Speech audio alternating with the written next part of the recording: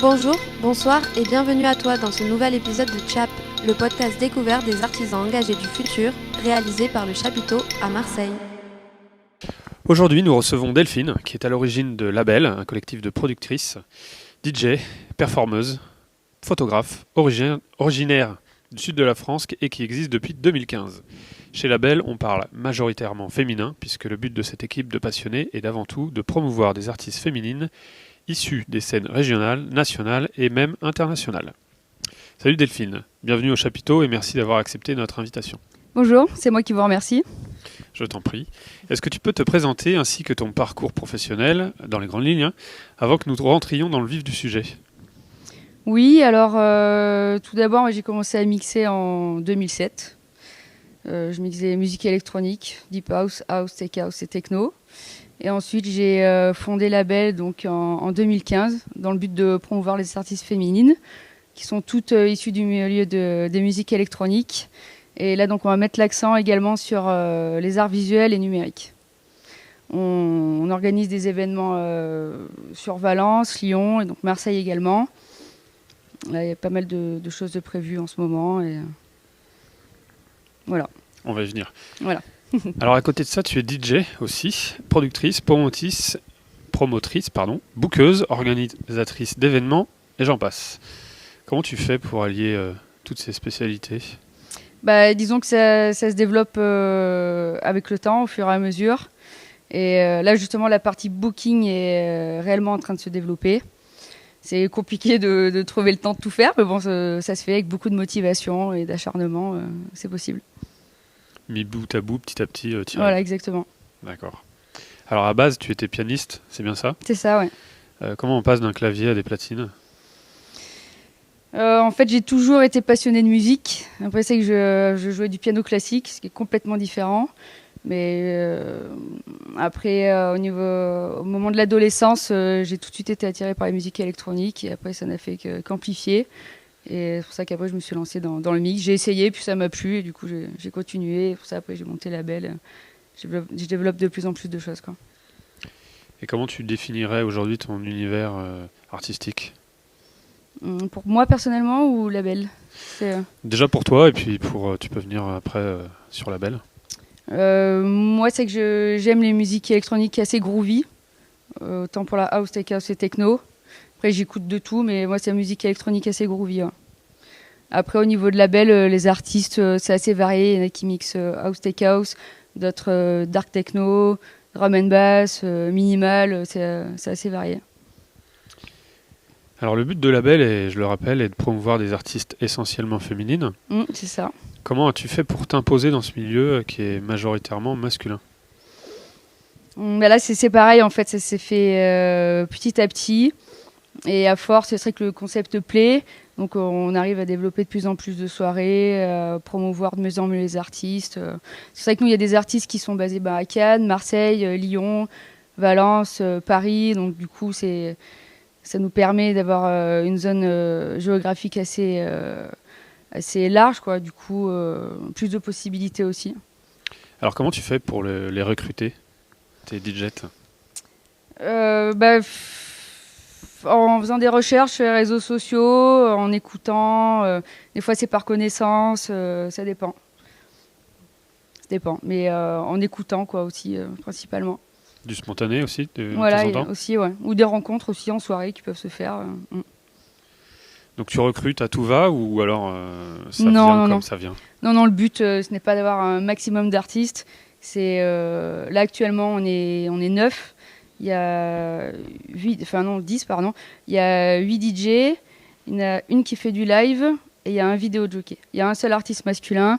Lui, c'est le seul parce que c'est le papa de Label. On se connaît depuis des années. Il est là depuis le début de l'aventure. Donc, c'est le seul et puis il restera, quoi.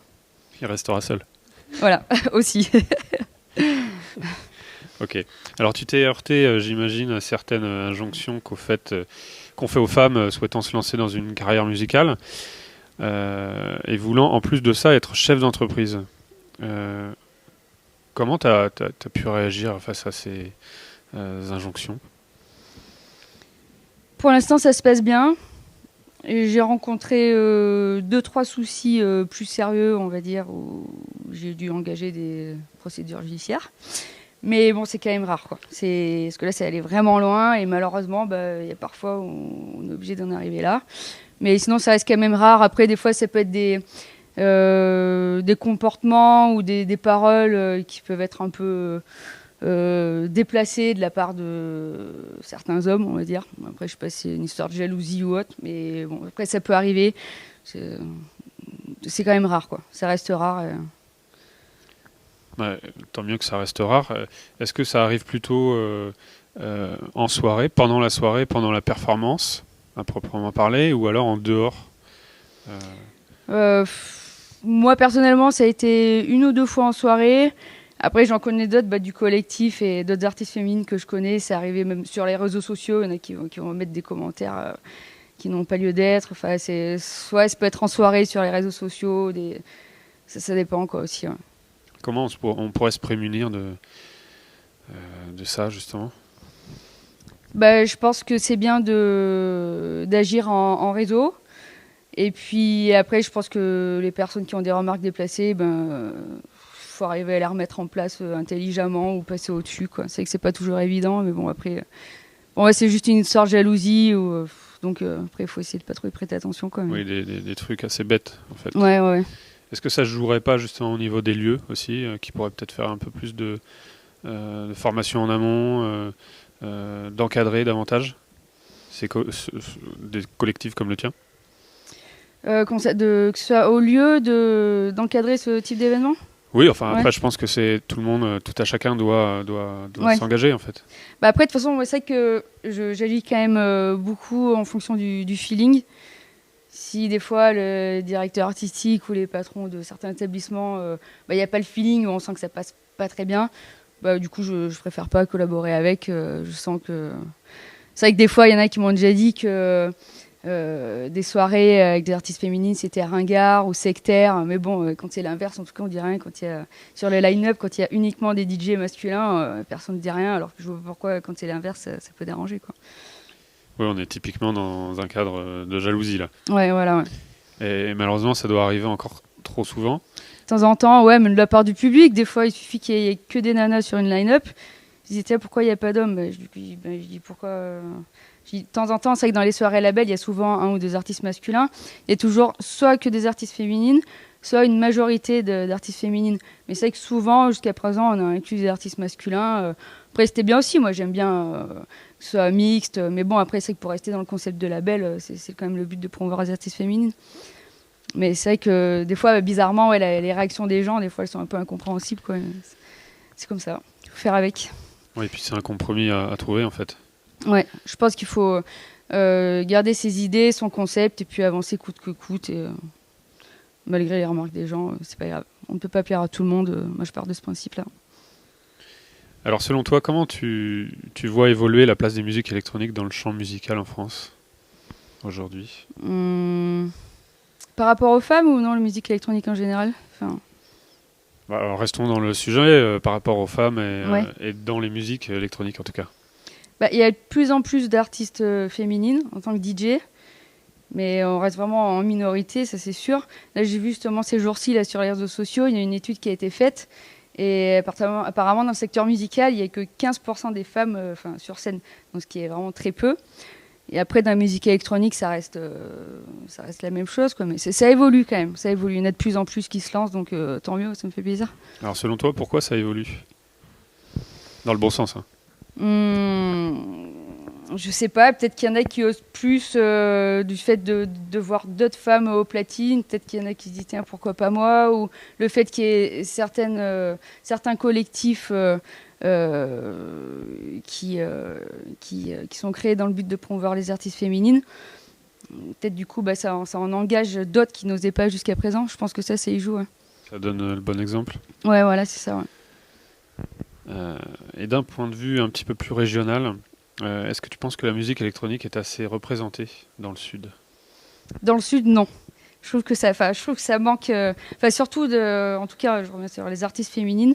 Dans le milieu de musique électronique, je trouve que dans le Sud, il y en a très peu, quoi. Moi, je le vois en tout cas quand je veux en programmer certaines. C'est vrai que parfois j'ai du mal, quoi. En région Rhône-Alpes, je sais que j'en connais peut-être plus. dans le sud. Après, disons que tout dépend aussi des styles musicaux qui sont joués aussi.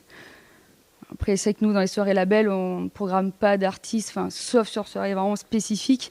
C'est généralement techno, house, tech house, dark techno, mais après, tous les styles plus violents, c'est vrai que c'est rare qu'on en organise. Donc, dans le sud, non, je trouve qu'il en manque. Il manque vraiment d'artistes féminines. Ouais. Alors, est-ce que tu penses qu'avec le passage de plusieurs confinements, il y aura une recrudescence des préposés à la scène féminine à notre prise?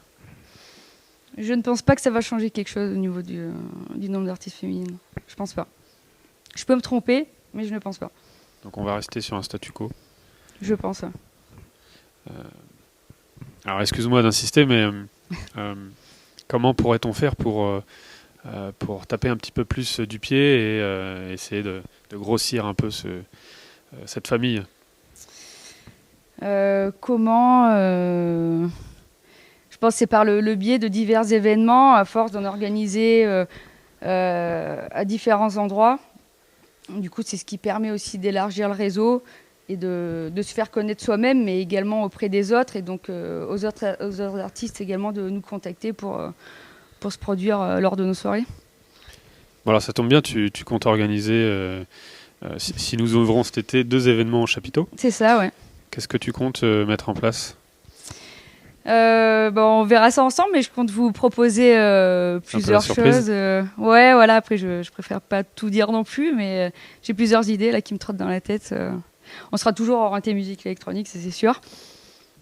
Techno, voire tech house, on verra selon les possibilités. Voilà. Bon, on en saura un petit peu plus très bientôt. Ouais, j'espère. Alors justement, au chapiteau, on voit une multitude de collectifs d'artistes secrets. Or, il y a un gros turnover entre des novices, des débutants, des intermédiaires, des experts. Quel est le conseil que tu donnerais à ceux et celles qui ont envie de se lancer et ceux qui débutent? Surtout qu'elles n'hésitent pas. Qu'elles n'hésitent pas aussi à demander des conseils à leurs proches, ou même des artistes finalement qu'elles ne connaissent pas. Au final, des fois c'est bien de se payer le culot, juste de contacter les personnes. Ceux qui sont sympas répondront, et avec le culot parfois on peut se permettre, on peut acquérir certaines choses, même juste par exemple, autant il y aurait possibilité de rencontrer un DJ, il nous montre les bases et il nous apporte certains contacts, d'autres filons, et au final s'il y a un bon feeling, autant après il y a moyen d'avancer aussi ensemble, quoi. Je pense qu'il ne faut pas hésiter à contacter nos proches et ceux qu'on ne connaît pas également, quoi. Alors, est-ce que tu dirais que te concernant, c'était du culot ou tu as juste osé? Non, j'ai juste osé, quoi. C'était vraiment, à la base, c'est vraiment une passion, de toute façon, la musique. J'ai toujours aimé le milieu du spectacle, des soirées. Du coup, je sais que je voulais vraiment développer une activité dans ce domaine. Et je me suis dit, comme je suis à fond dans la musique électronique, on va développer ça. Et plus particulièrement avec les artistes féminines, parce que c'est vrai qu'il y en a encore trop peu, donc c'est bien de les représenter aussi, quoi. Bon, on va essayer de faire passer le message, en tout cas, que celles qui souhaitent se lancer n'hésitent pas, et pourquoi pas te rejoignent. Comment justement tu pourrais encore conseiller à ces personnes, à ces nouvelles recrues, de comment faire pour percer sur la scène et se stabiliser sur le long terme? Oui. Alors je pense que se constituer un réseau, c'est primordial. Mixer, c'est bien, et composer, c'est mieux. Je pense que maintenant, il y a tellement de DJ à l'appel que si on ne compose pas, à moins d'avoir vraiment un gros réseau, si on ne compose pas, c'est compliqué de se produire quand même sur scène, quoi. Surtout après pour celles qui veulent percer, signer sur des labels, tout ça, il faut composer. Pour moi, c'est devenu presque obligatoire. C'est condition sine qua non. Voilà, c'est ça. En parlant, on va revenir un petit peu plus aux difficultés qui nous entourent en ce moment avec la crise du Covid, qui a énormément impacté le secteur musical. Et pour une boîte comme la tienne, qui compte sur le booking de ses artistes, ça a dû être, j'imagine, assez difficile. Comment est-ce que vous avez fait pour garder le cap et vous réinventer? Jusqu'à présent, on a proposé pas mal de live stream durant le premier confinement. Et là, on prévoit plusieurs émissions en radio, de podcasts, notamment avec vous. Voilà, c'est plutôt des émissions radio, des fois des live streams, des actus musicales. Voilà, pour l'instant, en attendant que les événements repartent, on continue ces choses-là, quoi. Et comment étaient reçus les live streams, les podcasts par votre public ? Ça s'est bien passé. Par contre, là, je pense que les live streams, maintenant, il faut vraiment trouver un bon spot. Parce que les live streams tournés chez soi, maintenant, les gens ne regardent plus vraiment, après ce que je peux comprendre. Ça a bien accroché au début, durant le premier confinement, mais maintenant, il faut trouver d'autres choses plus originales, quoi. Tourner dans des bons spots, ouais, par contre, c'est sympa. Et c'est différent, ça change tout, quoi. Alors vous avez donc réussi à continuer de proposer du contenu artistique à votre communauté, c'est un bon point. Quels seraient tes projets pour la suite ? Alors pour la suite, là, donc, comme je disais tout à l'heure, donc on est en train de vraiment se pencher sur la partie booking, développer cette partie-là, se concentrer sur les arts visuels aussi et numériques. Là, je suis en train de restructurer Label pour être plus compétent encore pour la suite. On reporte le festival, le Valence Wake Up Festival à 2022. Voilà, pour l'instant, je n'en dis pas plus parce que voilà, c'est en cours et puis là, il y a plein de nouveautés, donc je ne veux pas trop tout annoncer. Mais voilà, le report du festival, ça prend aussi énormément de temps. Voilà, ce sont les principales choses sur lesquelles on travaille actuellement. C'est un événement qui se prépare sur combien de temps, ça ? Normalement sur 4 jours. Sur 4 jours seulement, tu prépares Ah non, le festival aura lieu sur 4 jours. T'es très forte. Si tout se passe bien, on croise les doigts, on verra où est-ce qu'on en sera d'ici là. Mais non, l'organisation du festival, non, c'est 1 an de travail minimum en amont, quoi. Il y a combien de personnes qui Euh, travaillent dessus ? Dans Label, alors là, on est 2 vraiment à bosser sur toute la partie production. Et après, il y a d'autres personnes donc, qui vont s'occuper d'autres branches, on va dire, importantes aussi. Et après, pas mal de bénévoles sur place. Ça représente quand même pas mal de monde au niveau de l'équipe. Ouais. Et en termes de budget, comment est-ce qu'il y a des donations ? Est-ce qu'il y a des subventions ?